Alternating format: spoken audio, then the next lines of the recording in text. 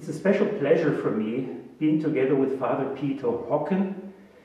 Father Peter, you are a priest, a Roman Catholic priest. You are from England, but now you have been living in Austria for 14 years. 14 years by now. But you've also observed the rise of the Charismatic Renewal almost from the first hour, and you've been observing this very intensely. You mentioned that the Charismatic Renewal did not start in the Catholic Church. Actually, here's a new book by you, Azusa, Rome and Zion. The insiders would know Azusa Street. This was the place in Los Angeles where the Pentecostal movement started. Now, how did the charismatic movement get started in the first place before it entered the Catholic Church through the charismatic renewal? The charismatic movement did not have any one place of beginning, but you see, it was 1960 it became known. There was this publicity. And one of the results of that was that from 1960, you began to get denominations, first in the United States, Protestant denominations, that felt they had to respond to this. Was this a good thing, a bad thing? And so you begin to get official denominational statements, either about charismatic movement or about speaking in tongues. Now, in general, the Protestant reaction, and it was not that much different in Europe when it came here soon at the time, the general Protestant reaction to this was cautious, and there were one or two denominations that were very negative, and where pastors who were baptized in the Spirit were in trouble with their authorities. But most of the Protestant denominations sort of tolerated it, but not enthusiastically. And their big worry was speaking in tongues. Because, classical Protestantism is the religion of the word, and understanding things is very important. And so speaking in tongues seemed to be a sign of craziness, or didn't mean anything, and so on. And this really troubled them. Now, within a few years, 1967, the Catholic Charismatic movement begins. There were Catholics baptized in the Spirit before 1967. But what happened in 1967 in February near Pittsburgh was that there was an outbreak of the Spirit at a weekend of students, and from this a definite organized movement developed. And the interesting thing is that the Catholic Church and authorities were more open to this than any of the Protestant churches. And this was shown later when only 8 years after the beginnings of the Catholic movement, Pope Paul VI describes it at a big gathering in Rome of 20,000 Catholic charismatics as an opportunity for the church. And so the movement is welcomed in the Catholic Church with remarkable speed. Now, it's welcomed by the Pope. Lots of bishops were not welcoming it. But the fact in the Catholic world, if it's welcomed by the Pope, you cannot completely suppress it, even though you don't like it. Now, interestingly, with the Catholic renewal, speaking in tongues was never a problem. I think this is because in the Catholic Church, supernatural, preternatural things, apparitions, miracles, healing, is part of the regular world of Catholic spirituality. So speaking in tongues, it's like stigmata or things like that. This was not a big problem. So you find in the Catholic responses to this, they're not worried about speaking in tongues. However, what may be unusual is that many people were concerned, because in the Catholic Church traditionally were a few mystics who displayed those charismatic gifts. Now it was hundreds, thousands, 10,000s of people. Yes, but I think but the initial response of Catholic Church was much more positive to this than the Protestant. The problem for the Vatican and the Catholic bishops, the element that troubled them the most was the ecumenical aspect. This is very important for this whole thing of what's happened since. Now, why did the ecumenical aspect of the renewal trouble the Catholics and the bishops and the Vatican? Because, first of all, the ecumenism at a local, practical level in the life of the Catholic Church was new. It had only been accepted in a decree on ecumenism at the end of 1964. And suddenly in 1967, you have this movement spreading in the Catholic Church and spreading very fast. Now, the kind of ecumenism approved by the Council and being kind of supervised by the Pontifical Council, what's now the Pontifical Council for Promoting Christian Unity. Originally it was Secretariat for Promoting Christian Unity. But this official ecumenism, and you see it with the dialogues, the many dialogues that began after, official dialogues that began after the Council, this was dealing with theological differences, the dialogues, and it was the people involved in them were appointed by the bishops, and the people involved in international dialogues were appointed by the Vatican. So these were trusted theologians and scholars.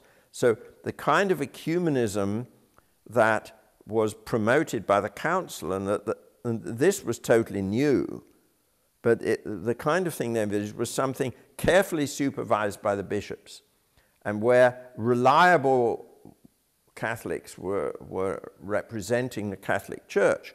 And suddenly, with the Charismatic Renewal, you get these meetings where people with no formation at all, or a lot of formation, but were just all mixing, coming together, all excited, the Lord, and there was no control of the bishops over it, and so on. And this was what worried them. We've had to wait 50 years for this almost, with Pope Francis, almost 50 years. So what happened? Where it started. You see, Pope, at the beginning of the Charismatic Renewal, Cardinal Suenens was a key figure, the Primate of Belgium, and he was entrusted by Paul VI to supervise the renewal, or help to ensure that it developed in a healthy Catholic way in the Church. But Suenens was a pioneer in several things. He was a major figure at the Council, and he also understood the ecumenical importance of renewal. So right at the beginning, Suenens helped to promote, organize the production of documents for Catholic Charismatic Renewal. And in the end, I think there were 7 of them, called Malines documents. The first one was just was about Catholic Charismatic Renewal in general.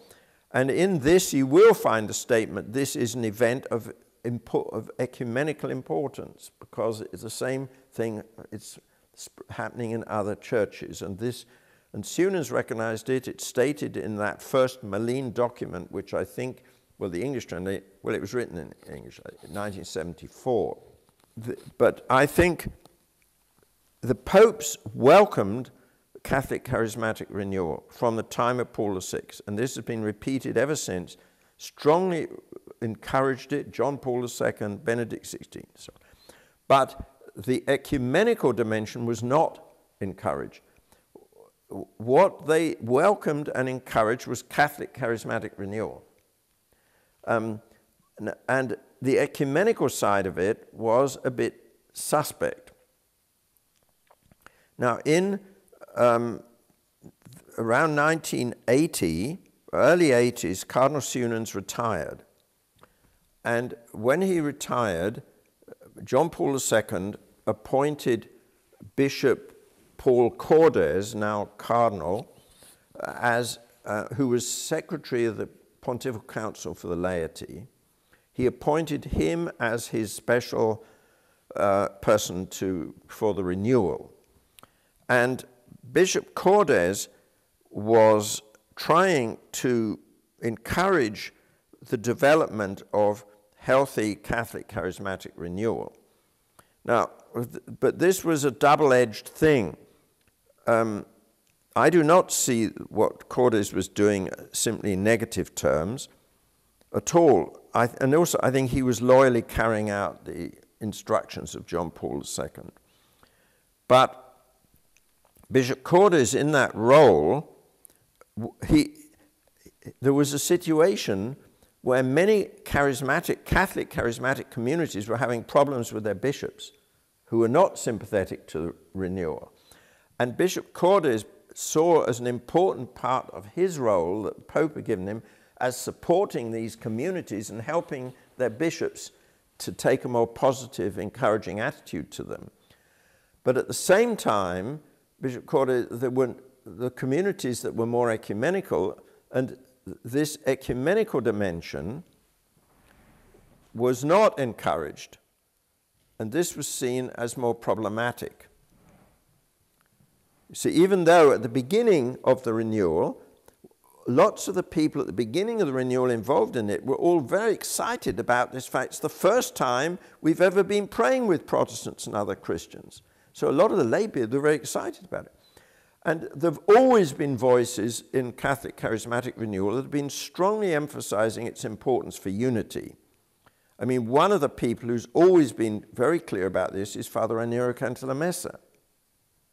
Okay, but yes, but there've been a number of others. Another person who played an important role in Italy is Matteo Calisi, founder of a community in Bari, and he comes into the story a lot more with Pope Francis later. But but I can tell you that this is an interesting part of the story because, you see, in some of the leaders of the of the renewal, not just Catholic leaders, there was a meeting, I think, in Singapore in the early 80s, and there was Michael Harper, who was then Anglican, the major renewal figure of Anglicans, Larry Christensen, Michael Harper from England, Larry Christensen, Lutheran, USA, and Father Tom Forrest, Redemptorist, USA, and they were also talking with Vincent Synan, leading Pentecostal, and they began to promote big gatherings of people from all the different streams who were baptized in the Spirit. And but the Vatican and Bishop, they were not very enthusiastic about this. In 1988, I was at a European Charismatic Leaders meeting in Berlin. It was in West Berlin because it was the year before the wall came down. And we had, this was of charismatic leaders from many different churches. It was a book group. At that meeting, it was decided to change the structure, and they formed a thing called the European, before this, it was European Charismatic Leaders Meeting. Then they formed the European Charismatic Consultation, that had a meeting in Switzerland the following year in '89. Now, in Berlin, the Catholics had gathered a day early to meet among themselves before the meeting with all the others. And I wasn't at that. I arrived just after that. But the following year, they decided to have a Catholic meeting after the meeting in Disentis, Switzerland, for one day. I drafted a statement about charismatic renewal and Christian unity. That was for discussion at this meeting in Switzerland, Dissentis, in 1989. And to my surprise, everyone there, we made some changes in it. There was improvements suggested and different wording. And I was surprised. Everyone there in the end signed it and agreed with it. At that time, there was an American priest called Ken Metz who was running the International Renewal Office in Rome. And he took this statement afterwards, and within a couple of weeks of this meeting, he showed this statement to Bishop Cordes, who did not like it at all, because he was not wanting to encourage the ecumenical dimension of renewal.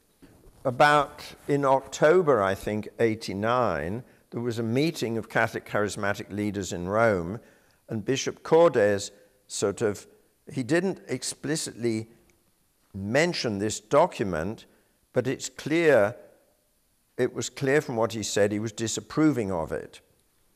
And that meant we could not use it anymore. Out of loyalty, we could not use it anymore, and so I forgot it. But now that Pope Francis is emphasizing the ecumenical character of renewal, I think this is an interesting historical document. And when I look at it now, I don't think there's anything in it that would need to be changed that I disagree with. But you see, at that point, they were planning a big conference, a European conference in Bern in 1990, ecumenical, from all these different leaders, and an international one in Brighton, England, in July 91, of which these people like Larry Christensen, Tom Forrest, Vincent Synan, Michael Harper were key people. At that point, there was a danger that Catholics these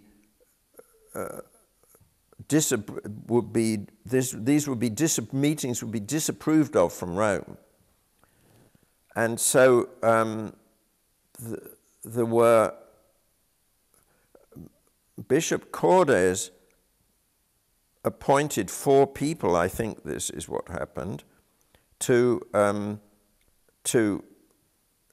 be his liaison with. There were 4 people, and one of them was Father Raniero, one was Charles Whitehead, one was Hans Gasper, who worked for the German Bishops' Conference in Bonn, and there was one other, Kim Collins, I think. And in the end, the Catholics were allowed to take part in these meetings. It wasn't, but this was all part of this period where Catholic Charismatic Renewal was strongly encouraged by the popes, but its ecumenical dimension, if it wasn't disapproved of, was thought of as rather problematic. We need to be very careful. It was a very cautious approach. But then, in the 1990s, during the 1990s, things began to change, and many significant things happened in the 1990s that were preparing the way for what's happening now. We enter the 1990s with this definite lack of enthusiasm for the ecumenical dimension of renewal from Rome, and this has influenced the Catholic Charismatic Renewal a lot, because in many countries in the world, Catholic Charismatic Renewal has minimal ecumenical involvement. But you see, they were not encouraged, so they understood well that good Catholic charismatics are, the important thing is to be really Catholic, and they don't have too much to do with these Protestants. And but things began to change in the 1990s,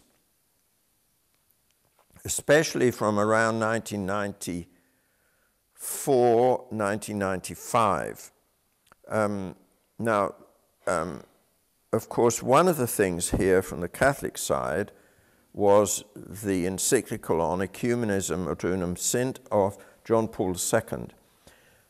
This was indirectly has been very helpful because the emphases of this about repentance, conversion, reform, as essential unity, this fits totally with the work of the Holy Spirit in the renewal, though the charismatic renewal isn't mentioned once in the encyclical.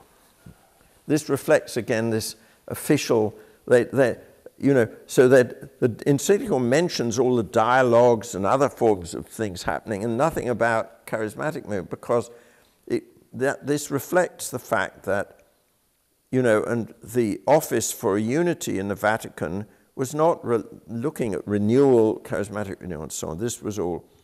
So was it seen as official dialogue between churches and not so much? Well, no, official ecumenism, Catholic ecumenism had different dimensions. It had the theological dimension, which was dialogues especially, but it also had practical dimension, Catholics joining councils of churches, these sort of things, weaker prayer for Christian unity, cooperating in producing material for weaker prayer for Christian unity, join Bible translations and so on. There were all these things.